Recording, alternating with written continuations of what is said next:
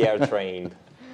Buon pomeriggio, benvenuti a questa puntata di Trieste in diretta. Nella seconda parte sarà con noi Michele Gamba, parleremo della Promoran, anzi parleremo della Corri Trieste, perché in realtà Promoran è l'associazione di cui lui fa parte. Sbaglio sempre, pazienza, ho sbagliato anche stavolta. Invece sono molto contento di avere ospiti nella prima parte Caterina Trucci e Giacomo Albitescoen, che sono gli interpreti di Romeo e Giulietta, che in questi giorni è al Teatro Verdi, prodotto dal Teatro Stabile del Friuli Venezia Giulia, nell'ambito di questa operazione che noi in maniera molto così anche volgare abbiamo chiamato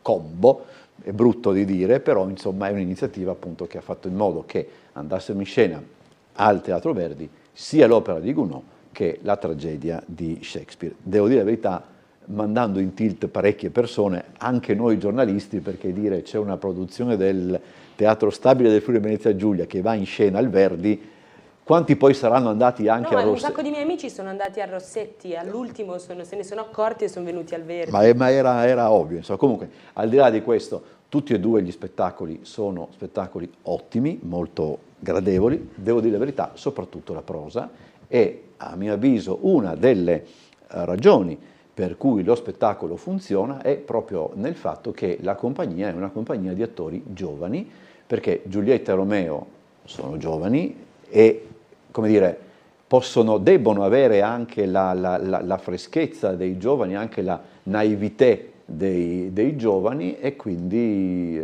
secondo me lo spettacolo funziona anche per il vostro apporto. Allora, cominciamo da Giulietta, anche se ho scoperto adesso che è Romeo e Giulietta. Io pensavo sempre fosse Giulietta e Romeo. Ma dai, sì, no. sempre quelle cose. Allora, la domanda è un po' stupida per incominciare, mi rendo conto, Benissimo. ma come si affronta alla tua età, perché tu, lo si può dire, hai 23 anni, no? Se non mi 24, compiuti da poco. Ah, tu hai 25 allora? 24. 24, ecco, Ancora. pareva che non sbagliavo. Come si affronta questo ruolo proprio a questa età? Guarda, non ha senso come domanda, mi rendo conto. No, nel senso, l'età giusta. È l'età giusta. Siamo nell'età giusta, quindi in realtà a quanto pare è un ruolo adatto.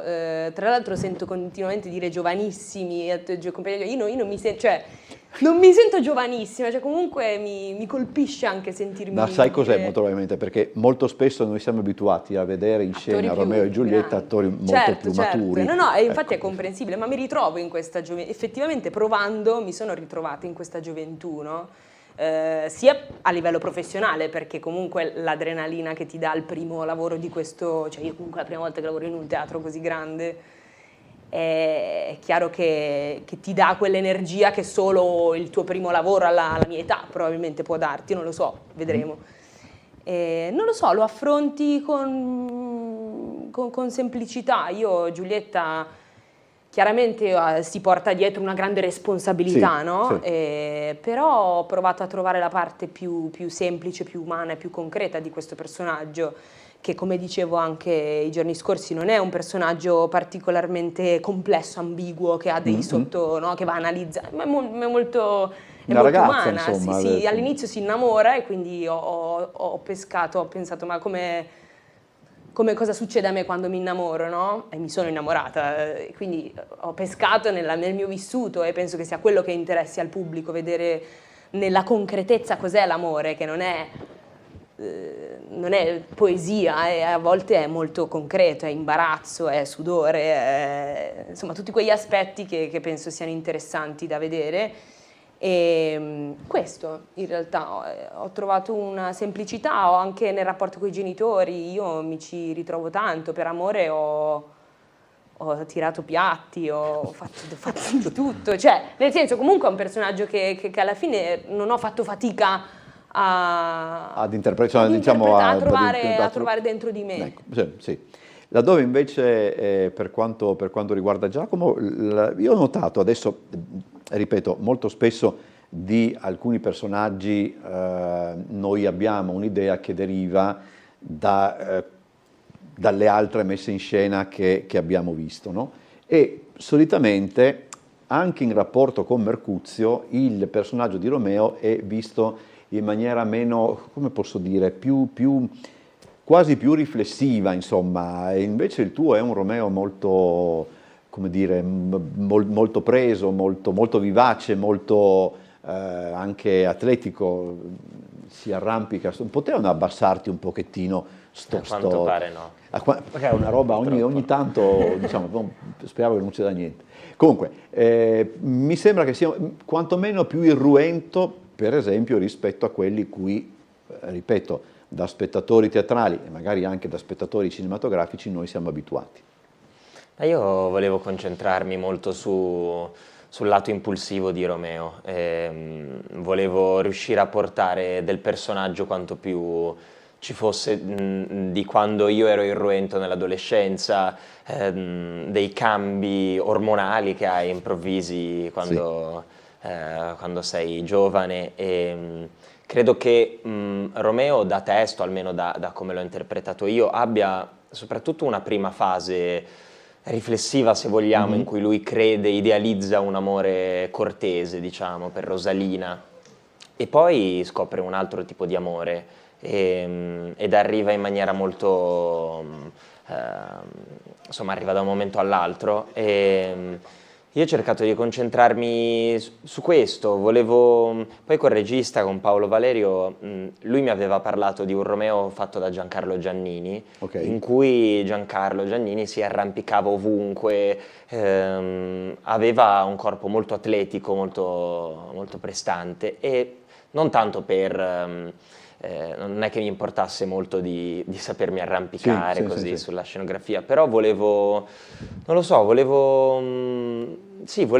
lavorare sulla forza che ha Romeo, sulla sua energia distruttiva, sul suo desiderio, sulla sua ricerca di desiderio continuo. Volevo concentrarmi su questo ed evitare un po' un Romeo un po' troppo così pensato. Alla fine è un ragazzo e volevo riuscire a... Si torna sempre a... Non so, quale età avrebbe Romeo? Si dice a un certo punto? 16, sì, 14, allora lei 16. ne avrebbe 16 e lui qualcosa in più. Sì, di 18. Quell'età là, ecco, insomma, più o meno. Affrontiamolo subito questo problema che è il momento in cui c'è un po' di sconcerto, almeno, ripeto, c'è un po' di sconcerto fra il pubblico, soprattutto fra il pubblico che conosce meglio il testo, cioè, senza spoilerare tutto, la morte di Mercuzio e di Tebaldo e conseguentemente anche la morte di Romeo e Giulietta, che, ripeto, ad un certo punto dici, arcaccio, sta roba un po', quando muoiono, il modo in cui muoiono Mercuzio e Tebaldo ti fa dire, però qua non mi ci ritrovo più. Invece poi alla fine c'è proprio una quadratura del cerchio che senza troppe, in quel caso senza troppi scossoni, giustifica anche l'ambientazione che ha scelto Paolo Valerio in una realtà che è molto simile, che è molto vicina a quella della guerra dei Balcani. C'è un riferimento ben preciso proprio alla fine dello spettacolo. Per mie, curiosità personali, mi piace immaginare che sia inserita anche all'interno di una comunità rom, ma non so perché mi è venuta questa idea. Avete discusso questo approccio del testo con il regista, eccetera? Vi siete un pochettino soffermati? Perché, ripeto, è il momento chiave, diciamo così, dello spettacolo. Sì. No, nel senso che Paolo ci ha spiegato, lui ci ha presentato quest'idea, per cui era una decisione che aveva fatto a priori. Sì. Io mi sono chiesta, ho detto, cavolo, però cambia, cioè non c'è... Sì. Non so neanche io quanto possiamo fare spoiler, però viene a mancare anche tutto il tema del suicidio. Sì. In parte, però poi andando avanti col tempo, questo tema della guerra ho l'ho ricondotto al testo originale, Sì, perché nel testo originale il testo di Shakespeare parla di due lingue che non riescono a comunicare, cioè quella dei ragazzi giovani e quella degli adulti, che parlano due lingue diverse e che non riescono a convivere nella storia, e quindi entrano in conflitto, che è quella dell'amore e quella della convenienza dei genitori, quella dell'odio, quella dell'orgoglio, e tutta una serie di temi che arrivano dopo nella vita, forse. Sì. E la guerra rappresenta un po' quella roba lì. Io mi sento in questo momento storico che parlo un'altra lingua rispetto, come tutti penso, Come tutti, sì, ci sentiamo che parliamo sì. un'altra lingua rispetto alla guerra che sta andando avanti, noi non faremo mai quelle robe lì, cioè ci sono proprio due linguaggi e due sistemi di valori morali che non combaciano, no? Sì, assolutamente. E quindi è un po' lo stesso, secondo me, è traslare quella roba lì ai piani più alti, cioè questo. Sei d'accordo? Sì, sono d'accordo. Sì, no, ti stavo ascoltando. Ok, no, perché ripeto, è il momento clou dello spettacolo, laddove bisogna anche... no, questa è una curiosità, ma avete, non so, vi siete in qualche modo incrociati anche con i colleghi dell'opera lirica? Che là cos'è successo? Nel senso, avete assistito voi alle prove della lirica, loro alle Ci prove? siamo incrociati al bar, ci siamo incrociati al bar una volta a berci un bicchiere insieme. Alle prove no. Alle prove No, non c'è stata l'occasione. Alcuni di noi hanno visto la prova generale, sì. però non c'è stata I due particolare... spettacoli sono stati tenuti su un piano completamente... Sì, io l'abbiamo visto per la prima volta che era generale, era già pronto in realtà. Sì. Paolo ci aveva raccontato, ci raccontava alcune cose di come stava andando il lavoro in parallelo, delle differenze, però non abbiamo avuto un reale confronto con loro. Allora, parlando anche degli altri attori che sono in scena, io senza far torto a nessuno, però io ho trovato incredibile non solo la prova di Fulvio Falzarano, che interpreta sia la nutrice che frate Lorenzo, ma anche, credo che siamo più o meno a 3/4 dello spettacolo, quando c'è una serie di scene dove lui cambia soltanto aggiustandosi un collare che diventa un berretto. Sì. Diventa il berretto della nutrice, il collare del frate, ed è una cosa... E la voce cambia. E la voce, sì. Però, ripeto, queste sono quelle intuizioni che poi in qualche modo resta. Vi complica la vita a voi una roba di questo genere, perché voi siete in scena, siete voi tre in scena, no? Sì, abbiamo una scena in comune. Lui si sposta da una parte all'altra del palcoscenico, e come si sposta adatta questo cambio là, vi incasina. No, adesso. Allora, lì originariamente c'erano due scene diverse. Okay. C'era una scena appunto di Romeo con il frate e anche la nutrice, e una scena di Giulietta con la nutrice. Sì. E Paolo ha deciso di mescolarle, e per noi si è trattato di capire la dinamica di cosa stesse succedendo nella scena, di capire le temperature. Sto perdendo la voce purtroppo. Sapevo, facevo chiudere qua no, ma non è questo. Non è questo. E sostanzialmente di sposare quello che stava succedendo, quindi ci è stato chiesto di fingere in un certo senso di essere in due spazi diversi, di non poterci sentire, eccetera. Però Fulvio è precisissimo, è bravissimo.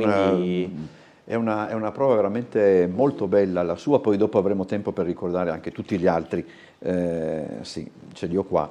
E invece è vero quello che dice lui, no? Tutto il teatro è fatto anche di ritmi, è fatto anche lui dice anche di temperatura, no? Che è una bella... Certo. Si è portati a credere che ciò valga per un certo tipo di teatro, per il teatro magari di commedia, per il teatro comico, dove effettivamente le tempistiche, i ritmi sono importantissimi, però in fin dei conti tutto teatro è questo. Sì, ma io penso a prescindere dal genere, nel senso che a me poi è anche gusto, ci sono persone che hanno visioni totalmente diverse, penso tutto il teatro, a prescindere dal genere che stai facendo, a me piace molto quando si avvicina a un realismo, alla vita vera, e la vita vera ha dei ritmi e delle temperature. In questo momento abbiamo un ritmo e una temperatura, ed è bello quando in teatro capisci qual è la temperatura di quella scena lì. E che non sia sempre la stessa tutto lo spettacolo, perché certo, sennò perché lì sennò uno si addormenta.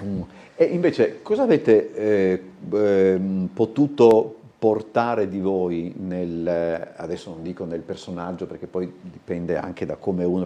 Però insomma, vi ha dato delle libertà il regista? Beh sì, ci ha lasciato molta libertà, sì.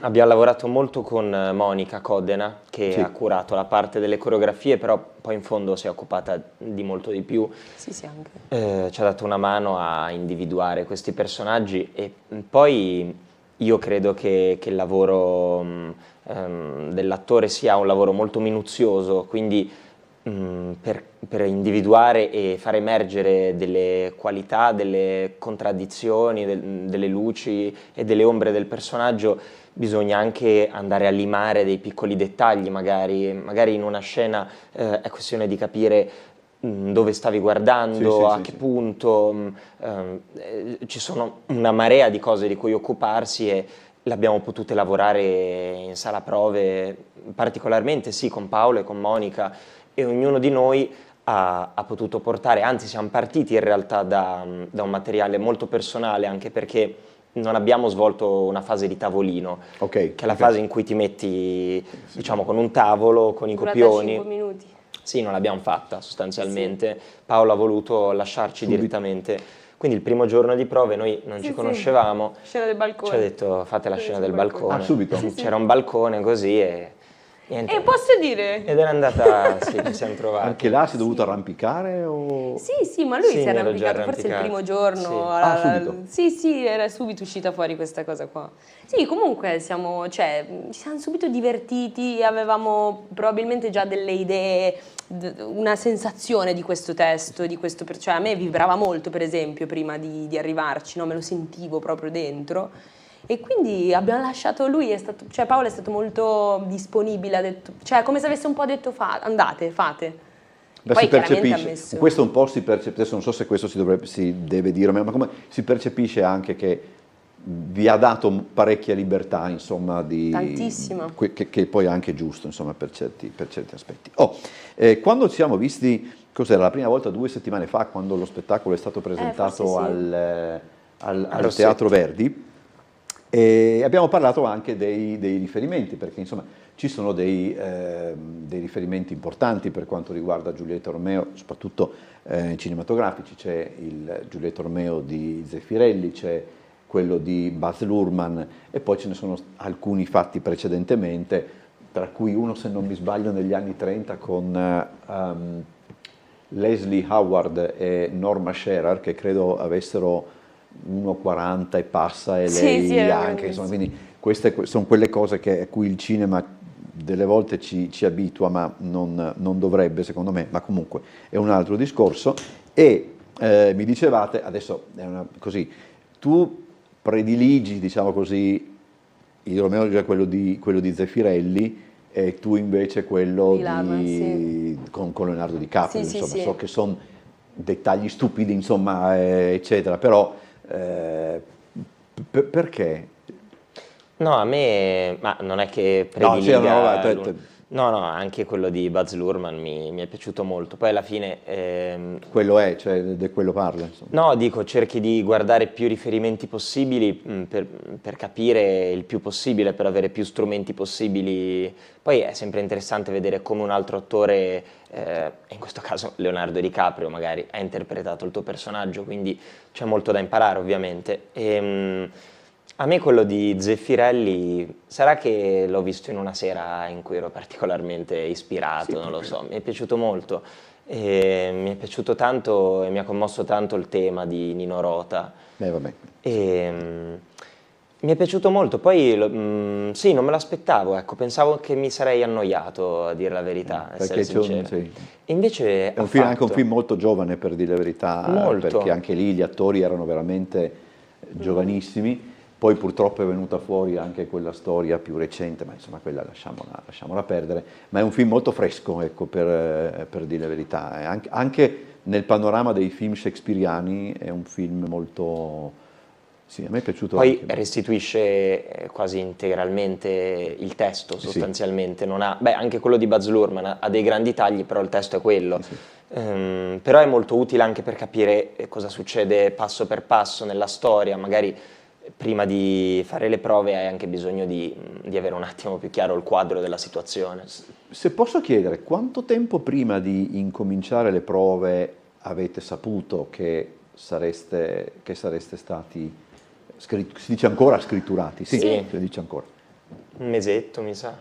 Un mesetto prima. Sai sì. che io in questo momento non me lo ricordo, forse un po' meno, Quindi No, comunque- io un po' meno di un mesetto, mi sa. Quindi anche abbastanza recente relativamente, Sì. quindi cosa avrete saputo? A marzo? Sì, abbiamo fatto i provini, Sì. sì.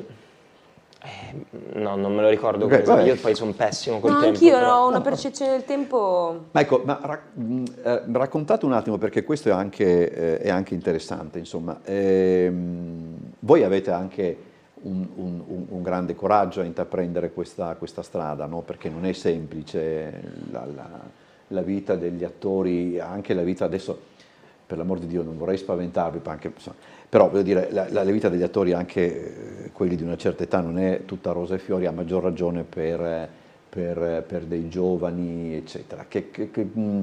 Qual è la molla che vi ha fatto scattare questa passione, se posso chiedere? Ma io non avevo alternative, nel senso che sì è vero, poi uno può pensare che non è vantaggioso, ma io lo faccio perché devo, cioè nel senso devo farla sta cosa, non so, mi chiama, devo scrivere, è come un po' una missione, no? Io ho iniziato, ormai 8 anni, no vabbè, da una decina d'anni fa, da piccola, ed è come un viaggio, devo scoprire qualcosa, probabilmente devo scoprire qualcosa di me attraverso questo lavoro, non lo so, è qualcosa di misterioso, anch'io sì, a volte mi chiedo, forse lo faccio per attenzioni, perché devo avere ancora conferme di accettazione da qualcuno, lo scoprirò, spero che ci sia, sono in quella fase in cui scopri anche che non lo fai solo per sentirti sì, dire bravo, ho capito. ma inizio anche a capire che ho uno strumento in mano, e quindi forse c'è dell'altro, no? Però è un bisogno interno di fare questa cosa qua. Tu, Giacomo? Non è una domanda facile, perché appunto dici bene, poi sicuramente c'è anche un istinto narcisistico, un bisogno di essere guardati. Io ho cominciato da bambino e diciamo i miei genitori mi hanno iscritto a una scuola di teatro quando avevo 7 anni a Genova. E diciamo che mi sono accorto col tempo di cosa stessi facendo, però per me è sempre stato, non so come dire, è un mondo in cui puoi diventare chiunque e puoi trasformare le storie, puoi raccontare qualcosa, è un mondo in cui tutto è possibile sostanzialmente, se tu lasci aperta la fantasia e ti esponi, ti metti in gioco. A me stimola molto e più cresco e più sono attento, diciamo, e intrigato dai particolari di questo lavoro che sento, come dici tu, sempre più come, magari è una cosa un po' naif, però come una vocazione. Poi fondamentalmente. Tra l'altro, per esempio, questa è anche una cosa che mi chiedo molto spesso, perché la vostra generazione, io non ho mai capito se gli attori debbono per forza andare alla ricerca di modelli o altro, no? Nel senso, esiste, non so, si mette in scena questo testo, esiste tanto ormai in rete che si può andare a recuperare per informarsi, vedere come magari lo stesso testo era stato rappresentato nel corso degli anni, eccetera.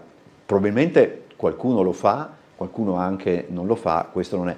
Però mi domando proprio se utilizzate proprio tutto quello che avete a disposizione per studiare un testo, compresi anche appunto come dire, messe in scene più antiche o messe in scene più contemporanee che magari si trovano in giro, in rete, eccetera. Lo fate se avete voglia probabilmente, non credo sia un input che vi viene dato.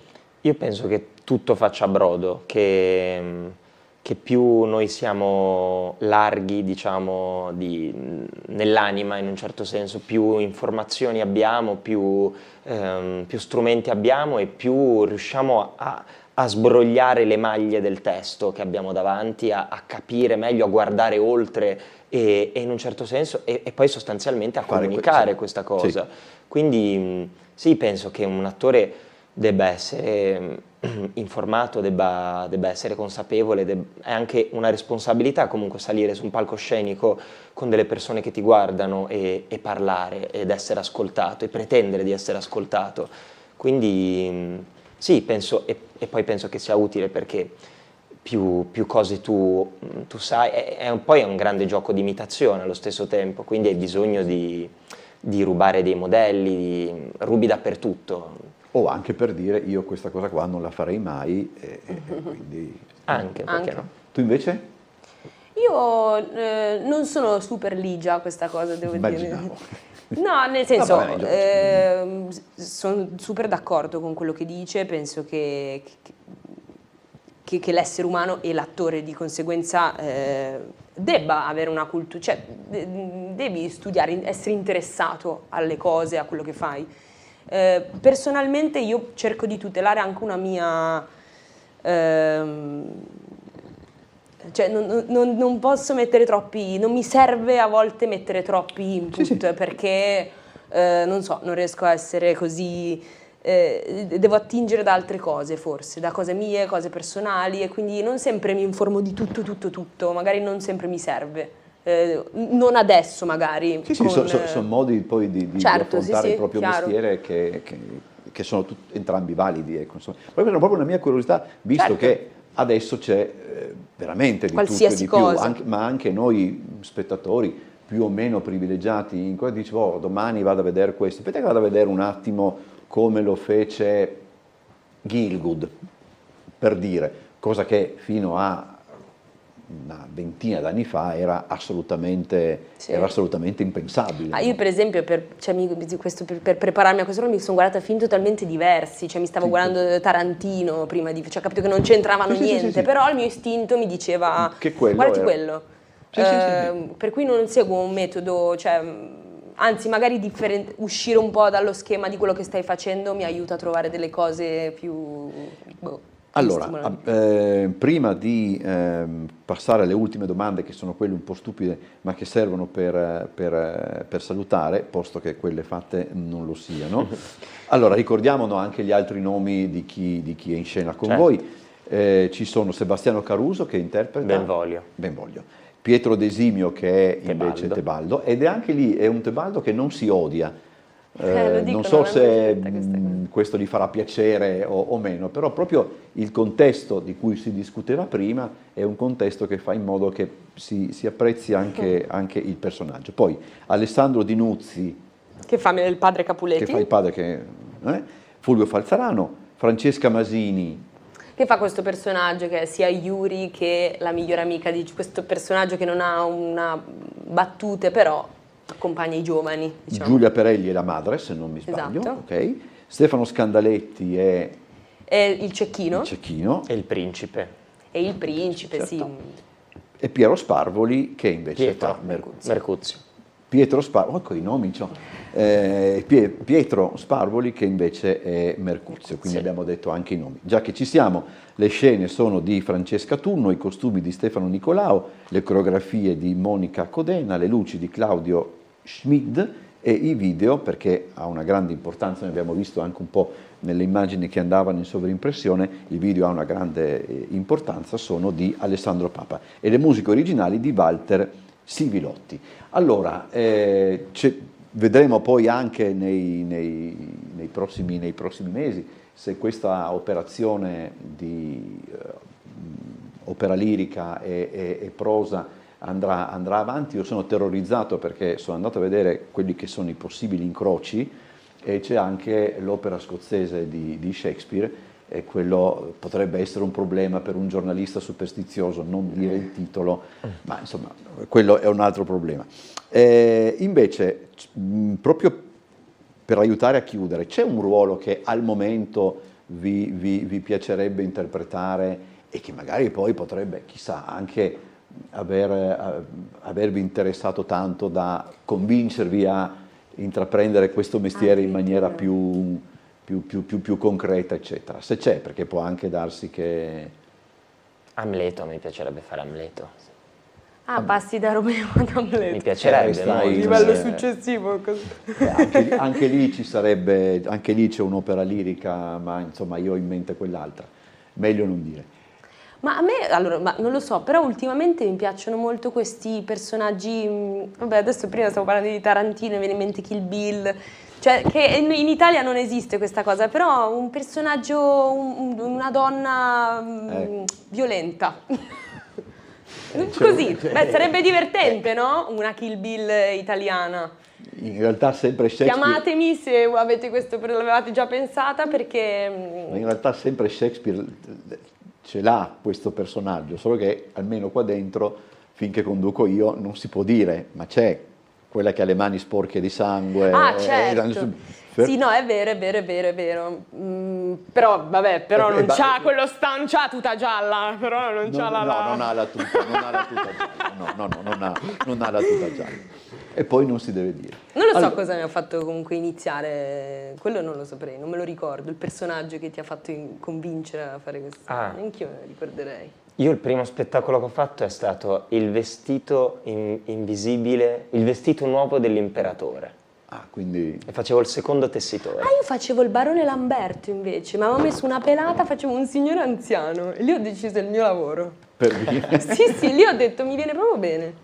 Allora, se non l'avete ancora fatto, fate un pensiero e andate a vedere questo Romeo e Giulietta del Teatro Stabile del Friuli Venezia Giulia al Teatro Verdi.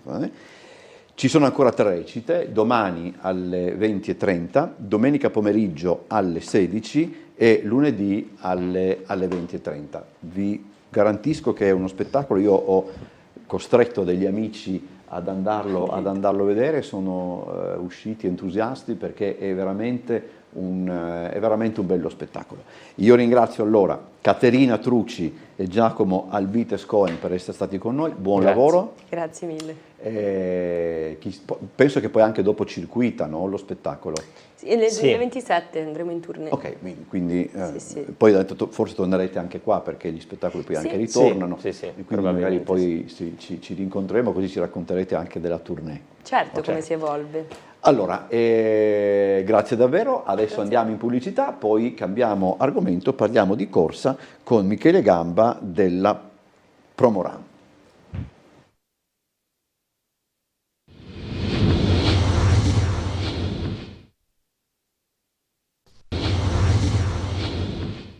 Allora, seconda parte di questa puntata di Trieste in diretta, come annunciato è con noi Michele Gamba della Promoran, per stavolta ho detta giusta, ma prima ho sbagliato, per parlare di Corri Trieste che è in programma questo fine settimana, cioè la kermesse comincia già di solito, cos'è, sabato, no? C'è anche in piazza sabato. No, diciamo che la manifestazione si svolge come negli ultimi anni in Porto Vecchio e dura un giorno. È una manifestazione, diciamo, chirurgica, anche per valorizzare il Porto Vecchio. Sabato 16 maggio, per cui dopodomani, con la prima partenza alle ore 18, con la Family Run, e con la seconda partenza alle ore 19:20, 10 km e 10 km non competitiva a tempo. Di sera? Di sera, sì, al tramonto, per cui diciamo che abbiamo cambiato giorno dove di solito si svolgono le manifestazioni che di domenica, per cui le organizziamo il sabato, ok? Abbiamo pensato anche a questa formula di farla di sera.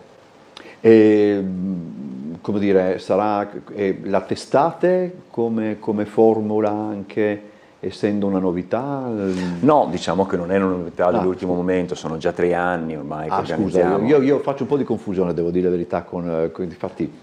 Ma beh, certo, si possono mancare dei passaggi, anche delle informazioni, è capibile. Sono 3 anni che organizziamo con questa formula, cioè di sera, di sabato. E quindi è testata ormai? È testata, sì.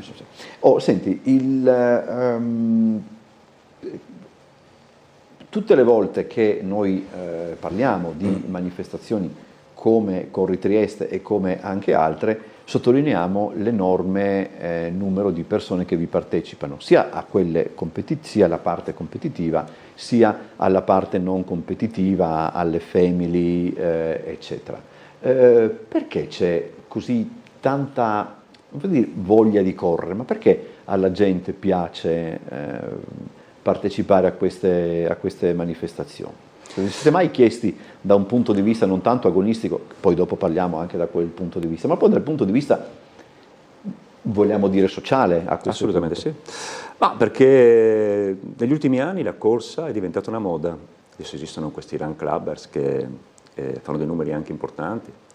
Io c'ho un amico che si chiama Leandro, che diciamo che è responsabile di questo Run Clubbers, che è il Cavana Run Clubbers, ok? E fa dei numeri importanti perché loro si vedono ogni martedì con aspetto poi non agonistico, proprio per stare assieme, per fare dell'attività fisica aperta a tutti, ok? Su una distanza, di solito loro fanno 5 km, molto corta, però loro ogni martedì riescono a portare, poi si vedono in diverse location, sempre a Trieste, dalle 150 alle 200 persone. Ma va. Che partono, stanno assieme con diversi ritmi, ok? Poi lì c'è comunque un uomo palloncino, come lo chiamo io, per i vari ritmi, perché comunque partono a un ritmo da 6 al chilometro, 5,35, diciamo che ce l'è per tutti i gusti, però è una moda, è diventata una moda, anche questa realtà del Cavana Run Club è una moda che riesce a portare ogni martedì dalle 150 alle 200 persone, per cui ormai da diversi anni correre è una moda che è una moda poi soprattutto che è facile anche da praticare, che si può praticare in qualsiasi momento, ok, e anche in qualsiasi posto, perché non richiede una palestra, non richiede un mezzo, per cui diciamo che chi corre è sicuramente facilitato perché può correre dove vuole e quando vuole. Chiariamo anche questo, Michele, perché è anche vero che per tutta una serie di ragioni che io anche capisco, a Trieste vedi parecchi che corrono per strada, insomma, per le vie cittadine, insomma, non proprio, ma insomma, comunque corrono sul marciapiede, su queste cose qua. E invece noi abbiamo in Carso dei sentieri meravigliosi che io anche percorrevo, eccetera, no? Quindi mi sentirei quasi di dire alla gente che non l'avesse mai fatto, di andare a scoprire anche un pochettino che cosa significa correre su, perché respiri meglio, insomma, diciamo la verità. Anche, so che può sembrare paradossale, però correre sull'asfalto è molto più dannoso, traumatico per il piede che non correre su sterrato, eccetera. Ma delle volte quando io vedo tutti questi che corrono in strada, dico, ma andate su in Carso come facevo io, adesso purtroppo non lo faccio, come è evidente, da tempo, però i triestini hanno anche questa possibilità. Trieste è bellissima perché c'è l'altipiano carsico ed è un posto dove è meraviglioso correre. La corsa è bella perché è pratica, dove tu esci di casa e puoi andare a correre. Ecco perché vedi tante persone correre sull'asfalto. La corsa è bella perché è pratica e perché non ti ruba tanto tempo. Io stesso una volta andavo a correre tutti i giorni sul Carso, adesso che abito in città, esco di casa, corro 40 corri anche minuti. Tu corro anch'io in città, perché è pratico, cioè esco di casa, corro, tu pensa a quante persone magari in pausa pranzo lavorano in città, sfruttano la pausa pranzo per andare a correre, inevitabilmente poi corrono in città. Toglimi ancora questa curiosità, poi torniamo a parlare della corsa. Io andavo sempre a correre a Basovizza, in quella zona, quindi arrivavo a fare il giro di 14 km, quindi insomma, non so perché non mi è mai piaciuto, l'ho fatto qualche volta, andare a correre nella zona di Prosecco. È diverso, sono io fatto in un certo modo, è diverso, ci sono forse meno sentieri a Prosecco rispetto a Basovizza, non so, mi è più vicino andare a Basovizza piuttosto, non so, Diciamo che poi uno si affeziona anche al luogo, no? Tutti conoscono Basovizza anche per la corsa, Prosecco un po' meno indubbiamente, penso per questo motivo. Poi Basovizza c'è questo circuito storico di 5 km, poi in questo momento ormai da diversi anni c'è anche questa strada che porta da Basovizza verso Divacia, con questo sentiero larghissimo dove casomai anche rischi di inciampare, perché una volta quando correvo anch'io, ormai parliamo del passato perché non siamo più giovanissimi, a Basovizza era anche difficile correre perché comunque c'erano dei sassi, e invece diciamo che Basovizza sicuramente è un posto ideale per correre perché i sentieri sono puliti. Sì. Ok, allora torniamo a parlare di Corri Trieste. A che anno è arrivata la 23esima edizione. 23esima edizione. E anche voi, immagino, perché questo me lo dicono tutti, nonostante l'appuntamento sia consolidato, nonostante tutto dovete comunque sottostare a delle le richieste per i permessi, tutte queste cose qua. Non c'entra da quanto tempo una manifestazione c'è, ogni anno sono sempre quelle, se non addirittura di più, che da un lato è comprensibile, perché immagino che questo garantisce anche che tutto si svolga con regolarità, in sicurezza, eccetera. Però immagino che alla fine debba essere anche per chi organizza, non dico frustrante, ma poco via. No, beh, allora ci sono dei passaggi fondamentali e bisogna farli, bisogna confrontarsi ovviamente col comune, con la polizia municipale. Se il percorso non cambia, io poi sono ironico in questo, basta fare una domanda, copia e incolla, possibilmente cambiando le date perché sennò diventa un problema. Poi da parte, se no è un problema. Per cui insomma io per quanto riguarda la Corri Trieste non ci sono grandissimi problemi, noi cerchiamo poi anche di non, tra virgolette, disturbare quella quotidianità della provincia di Trieste, delle persone che poi vengono a Trieste anche per giustamente visitarle. La Corri Trieste non è la Corsa dei Castelli, che è un aspetto anche più turistico e promozionale del territorio. Corri Trieste abbiamo deciso comunque alla prima edizione di organizzare questo evento, quando ancora io correvo, puntando su una qualità importantissima degli atleti, dove la prima edizione siamo partiti perché correvo anch'io in 20 top runner, per arrivare fino al 2026, la 23esima edizione, dove siamo quasi 1000, per cui siamo già tantissimi, va bene così, per una manifestazione così piccola è già un numero importante, e soprattutto poi con un numero così diciamo importante ma non esagerato, abbiamo deciso di portare la manifestazione in modo completo, cioè su un circuito che si svolge totalmente in Porto Vecchio, chiudendo l'ingresso e l'uscita, per cui diciamo che lì viene fuori un circuito dove non diamo fastidio, tra virgolette, a nessuno. Tra l'altro, parlando proprio di no, è un'altra cosa, mi sono un attimo distratto perché non riuscivo a formulare mentalmente la domanda, ma adesso l'ho ripresa. E tu hai detto una cosa anche molto significativa, cioè che in alcuni casi questi appuntamenti hanno anche una valenza turistica, non solamente agonistica, o comunque poi le due cose sì. Ed è qualche cosa che, come posso dire, vi siete, è una cosa a cui avete dovuto in qualche modo abituarvi, o sempre è nata con questa... Allora diciamo che le grandi manifestazioni podistiche portano sicuramente un indotto economico e una promozione del territorio. Ti faccio un esempio molto semplice. Londra, 2 uomini sono scesi sotto le 2 ore, maratona, record del mondo, prestazione eccezionale. Londra poi è Londra, per cui insomma bisogna di poca promozione, però tutti vogliono correre a Londra. Si sono aperte le iscrizioni una settimana dopo, lì poi c'è una lotteria perché non è che ti iscrivi così in modo automatico. C'è stata un'adesione per iscriversi alla Maratona di Londra di 1.300.000 persone, una cosa pazzesca. Il mio amico voleva iscriversi a quella di Madrid, lui vive a Roma e non c'è riuscito. Non c'è disponibilità del pettorale. 1.300.000 persone. Perché ti dico questo? Perché sicuramente la corsa porta un indotto economico importante e una partecipazione importante. Poi sai, bisogna capire cosa sono le manifestazioni internazionali e le manifestazioni popolari.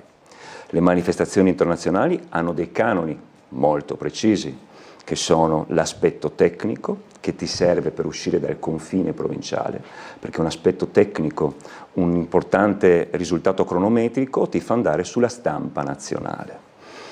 Poi c'è la partecipazione al di là dell'aspetto proprio cronometrico, cioè del risultato della gara, della qualità dell'atleta, perché l'atleta che ha una certa qualità, un certo background, un certo curriculum, ti fa andare sempre sui quotidiani nazionali, ok? Se no la promozione si limita al territorio e punto, e non va bene. E poi ovviamente c'è anche un aspetto legato più che alle nazioni partecipanti, anche le nazionali, perché noi con la Corsa dei Castelli International Race portiamo qui le nazionali per cui c'è una manifestazione proprio per ogni nazione che partecipa nella nazione che poi viene qui a gareggiare.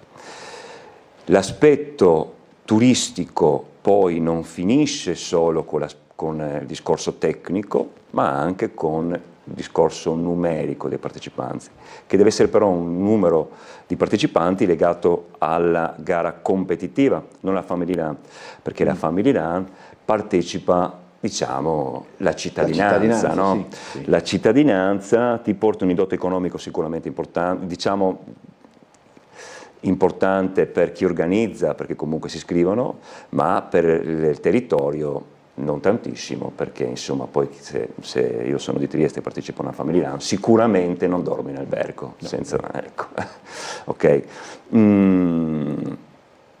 Poi diciamo che Cori Trieste negli anni ha visto questa partecipazione di addetti importantissimi, per cui è andato su quotidiani importanti nazionali, Tutto Sport, Corriere dello Sport e via dicendo. Per la Corsa dei Castelli, parlo anche della Corsa dei Castelli, noi l'anno scorso abbiamo avuto la RAI e anche quest'anno abbiamo la RAI Sport, con una presenza di un'atleta conosciuta nel mondo che è Nadia Battocletti. Allora, questi aspetti qui fanno diventare una manifestazione popolare, una manifestazione internazionale.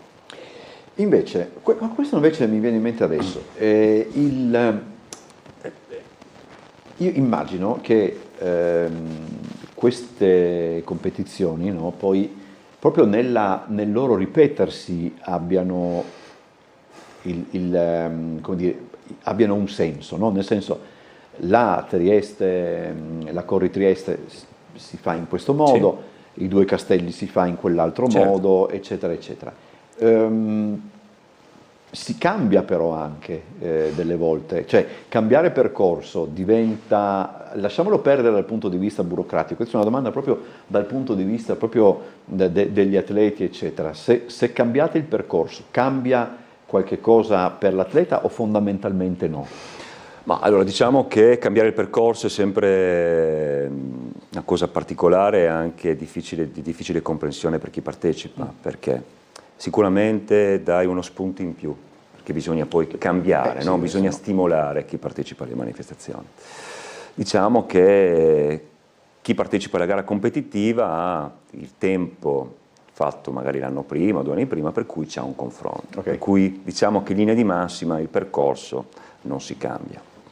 Poi, per delle motivazioni casomai, che sono quelle legate alla velocità del percorso, anche alla paesaggistica del percorso, il percorso si può cambiare, perché è ovvio che si cerca comunque di rendere un percorso facilmente fruibile per tutti e anche che regali delle soddisfazioni a chi partecipa, okay? Che poi nella gara competitiva la felicità di chi partecipa è il confronto col tempo e migliorarsi su una distanza che sia di 10 km diventa 1 chilometro di maratona. Allora, non abbiamo, forse abbiamo detto, ma giova ripeterlo, anche per Corri Trieste ci sono 3 gare in pratica, sì. No? La Family, la 10 km competitiva e la 10 km non competitiva. Il percorso è lo stesso per tutti in quel caso? Il percorso è lo stesso per tutti. La prima manifestazione, prima gara no, perché una Family, diciamo la prima manifestazione partirà alle 18 della Family Run su un circuito di 3,3 km, che poi ripeteranno anche i partecipanti della 10 km e della 10 km non competitiva, da ripetersi 3 volte. Cioè la Family Run farà solo un giro, e questa è la bellezza anche della Family Run della Corri Trieste, perché è un percorso non troppo lungo, per cui anche facilmente percorribile, perché parliamo di un percorso comunque dentro il Porto Vecchio, sì. Fatto il tramonto, lineare, piatto, e poi su una distanza di 3,3 km, per cui è facilmente usufruibile anche dalle famiglie e dai bambini. Allora, ci sono nomi particolari quest'anno? Quest'anno abbiamo, sai, quando parliamo di nomi particolari, poi abbiamo sempre delle sorprese, cioè l'Africa, il Kenya, l'Etiopia ci ha sempre riservato delle sorprese importantissime dove magari partecipa il campione del mondo e poi vince lo sconosciuto. Quest'anno non avremo la Cori Trieste dei campioni del mondo o campioni olimpici. L'anno scorso abbiamo avuto il piacere di ospitare qui a Trieste Mukhtar Idriss, che è stato campione del mondo su 5.000 2017-2019. Quest'anno non avremo dei campioni del mondo, ma avremo due atleti, uno burundiano e uno kenyota, okay, molto forti, che secondo me correranno da record della manifestazione. Il record della manifestazione l'anno scorso è stato 28,04, quest'anno puntiamo a correre sotto i 28 minuti. Tengo a dire una cosa che secondo noi è molto importante: la Cori Trieste nelle ultime 3 edizioni ha siglato il miglior crono sui 10 km stagionale, cioè nel 2023 è stata la migliore 10 km del 2023, nel 2024 idem e anche nel 2025. Nel 2025 è stata una cosa bellissima perché 2025 migliore prestazione sui 10 km Cori Trieste, ad ottobre 2025 nella Corsa dei Castelli abbiamo avuto qui un sudafricano che ha fatto 27,50, per cui dalla Cori Trieste si è spostato alla Corsa dei Castelli, è rimasta sempre a Trieste come migliore prestazione e poi è andata a finire a Bolzano dove hanno fatto 27,42, ma quel 27,42 è anche, diciamo, figlio di l'etiope che è arrivato secondo alla maratona di New York, 1 ora e 50, per cui parliamo di un livello altissimo. Però tengo a precisare questa cosa perché questo cosa vuol dire? Che Trieste è stata protagonista su 10 km a livello nazionale. Allora io chiedo alla regia di farmi cenni se dobbiamo chiudere, perché ho perso un po' il contatto con i tempi, perché non chiudiamo mai alla stessa ora, quindi se mi fate dei cenni particolari quando manca un minuto alla chiusura, così ci regoliamo. Intanto volevo chiederti questo, Michele: è cambiato qualche cosa in tempi recenti per quanto riguarda l'abbigliamento della corsa, le maglie eccetera, oppure da qualche anno a questa parte c'è una sorta di, cioè si è raggiunto il massimo che si poteva raggiungere? Abbiamo un minuto per la risposta. Sì, allora, tanto poi ti rispondo. Le iscrizioni per la Cori Trieste sono ancora aperte, non online, ma da domani presso l'Hotel Savoia 10-19 e poi sabato 10 e 14 e poi sarà possibile ancora iscriversi presso il Porto Vecchio. Okay. Poi, per quanto riguarda il materiale, sì, non ci sarà mai fine all'evoluzione del materiale, sicuramente al di là della canottiera e del pantaloncino, che sicuramente, insomma, più di tanto dove possiamo spingersi, ma la scarpa ha avuto, io per dirti correvo realmente con delle spadriglie, con un infradito, perché veramente non avevo quelle scarpe che in questo momento, secondo il mio modesto parere, sicuramente quei 4-5 minuti riesci ad abbassarli in maratona se corri sicuramente in un determinato modo. Grazie a Michele Gamba per essere stato con noi, buon lavoro. Grazie a voi. Noi ci vediamo domani come sempre alle 17:55.